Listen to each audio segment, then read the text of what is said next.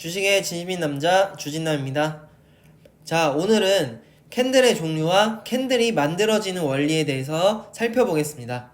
자, 오늘 제가 캔들을 크게 양봉, 그리고 음봉, 십자도지로 나누어 봤는데요.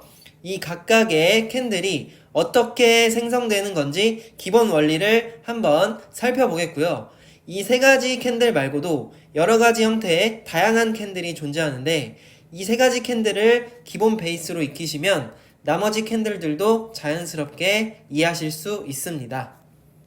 캔들이 생성되는 원리를 이해하시려면 일단 시가, 종가, 저가, 고가 이 네 가지 개념에 대해서 아셔야 합니다. 자, 한번 살펴보겠습니다. 자, 시가는 주식시장이 시작했을 때 정해지는 주식 가격을 얘기합니다. 예를 들면 삼성전자가 오늘 9만원에 주식 가격이 시작했다면 그 9만원을 시가라고 얘기합니다. 자, 그 다음에 종가는 주식시장이 마감했을 때 정해지는 주식 가격을 얘기합니다.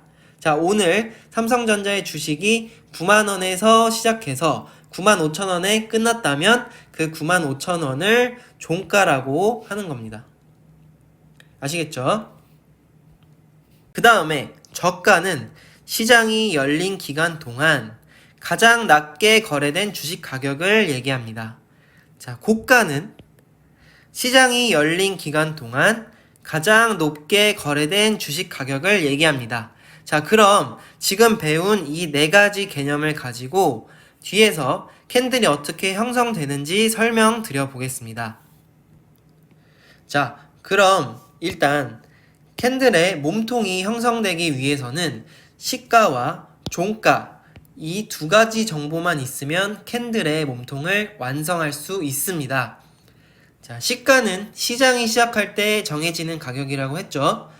종가는 시장이 마감했을 때 정해지는 가격이라고 했습니다. 자, 그러면 예를 들어서 오늘 삼성전자의 주가가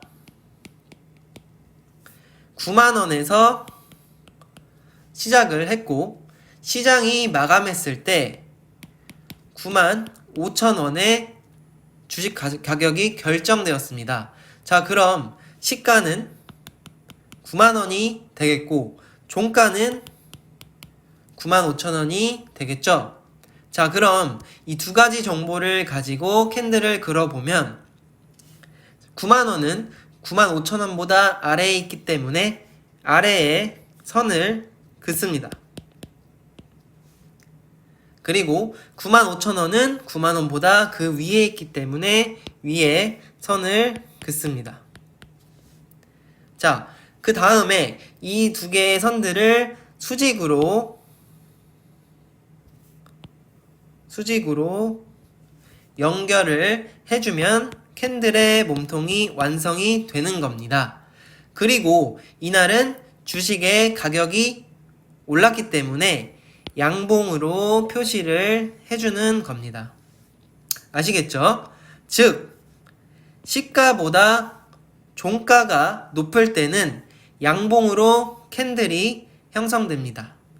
반대로 시가보다 종가가 낮을 때는 음봉으로 캔들이 형성이 되겠죠.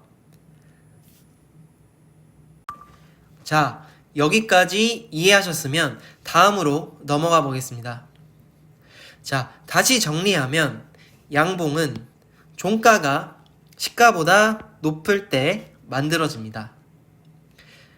그 다음에 음봉은 시가가 종가보다 높을 때 만들어집니다.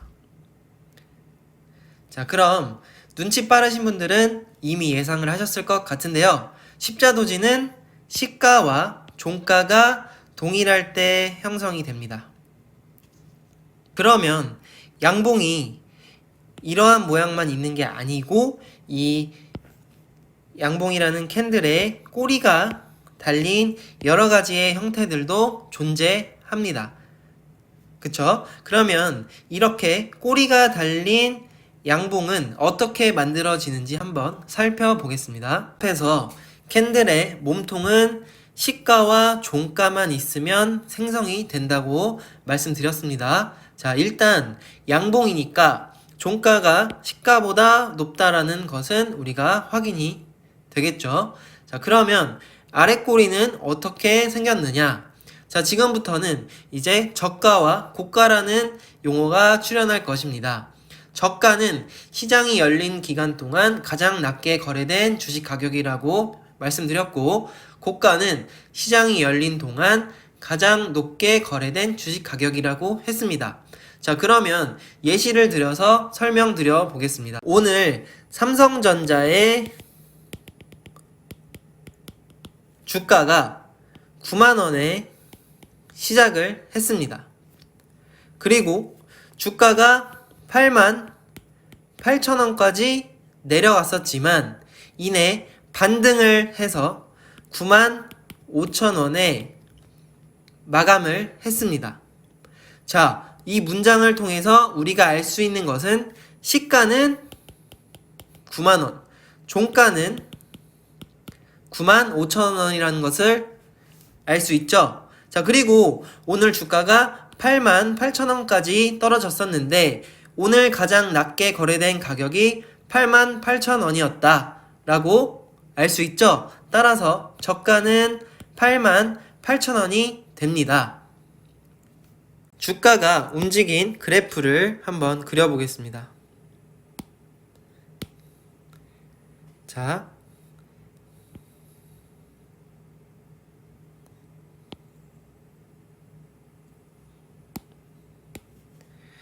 처음에 시가 9만원에서 시작을 해서 주식 가격이 8만 8천원까지 하락을 했었다가 반등을 통해서 9만 5천원까지 올라서 마감을 했다. 자, 그럼 주식 가격은 이러한 형태로 움직였다라는 것을 예측해 볼 수가 있겠죠. 그래서 우리가 캔들을 그릴 때는 이 시가와 종가로 몸통을 만든 뒤에 이 시작 가격에서 저가까지 떨어졌던 이 발자취를 꼬리로서 그리는 것입니다. 이해가 안 되실 수 있기 때문에 뒤에서 다른 캔들들도 한번 살펴보겠습니다. 자, 그럼 이번에는 윗꼬리가 달린 양봉입니다. 자, 이거는 어떻게 주가가 움직였을지 한번 그려보겠습니다.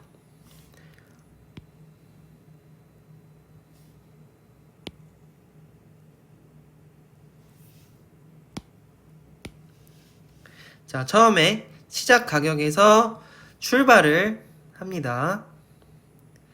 그러다가 당일에 가장 높은 가격을 찍고 종가로 내려와서 마감을 했습니다. 자, 주식 가격이 이런 식으로 움직여서 마감했다는 것을 우리는 이 캔들을 보고 예측할 수 있습니다. 이번엔 아랫꼬리, 윗꼬리가 달린 양봉 캔들에 대해서 한번 살펴보겠습니다.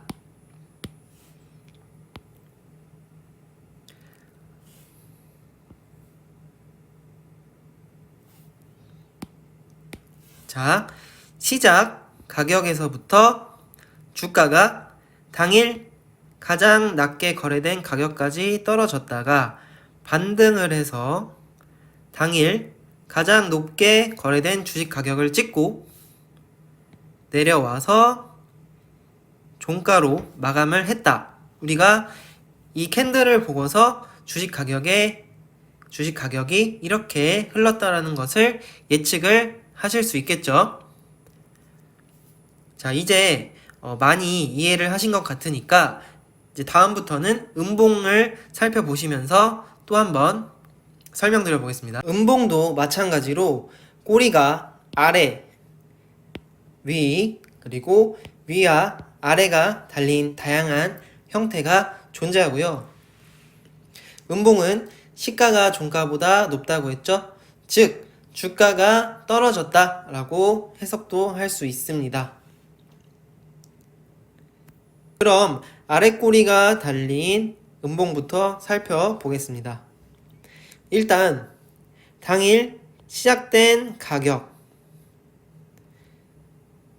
출발을 해서 주가가 떨어지다가 당일 가장 낮은 가격 저가를 찍고 종가에서 마감을 했다라고 이러한 흐름을 유추해 볼 수 있고, 자, 여기서 보시면 아까 양봉에서는 설명을 안 드렸는데 시가와 고가가 같다고 써있죠. 당일 시작된 가격에서 가격이 높이 올라간 적이 없었기 때문에 시가랑 당일 가장 높았던 가격이 같다는 겁니다. 아시겠죠? 다음으로 넘어가서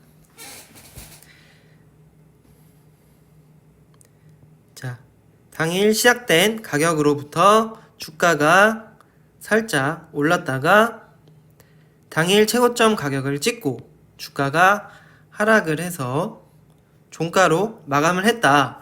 근데 종가랑 저가랑 같다. 그 이유는 이 캔들의 아래 꼬리가 없는데 당일 가장 낮았던 가격이 당일 마감한 가격과 같기 때문이다. 자, 이렇게 해석을 해보실 수가 있겠죠? 이번엔 아래 꼬리, 윗꼬리가 달린 음봉입니다. 자, 당일 시작된 가격으로부터 주가가 올라갔다가 최고점을 찍고 주가가 하락을 하고 최저점을 찍고 종가로 마감을 했다. 주식이 이런 식으로 주가가 움직였다라고 볼 수 있겠죠? 자, 그럼 이번엔 이제 마지막 도지인데요. 아까 도지는 십자도지가 형성되려면 시가와 종가가 같아야 한다고 말씀드렸습니다. 자, 십자도지입니다. 십자 모양으로 생겼죠? 자, 시가에서 출발을 해서 주가가 올라갔다가 내려갔다가 다시 올라갔다. 이런 흐름이 있을 수도 있겠고, 아니면 주가가 내려갔다가 올라갔다가 다시 종가가 시가랑 같은 가격으로 마감을 했다. 이렇게 볼 수도 있습니다. 자, 그래서 십자도지는 시작된 가격하고 마감한 가격이 같을 때 나올 수 있는 캔들의 형태입니다. 자, 이렇게 캔들의 종류 그리고 형성 원리에 대해서 살펴봤는데 이해가 잘 되셨길 바랍니다. 혹시 이해가 안 되셨다면 영상을 다시 한번 시청해 보시기 바라고요. 그리고 구독과 좋아요는 제가 영상을 만드는 데 큰 힘이 됩니다. 감사합니다.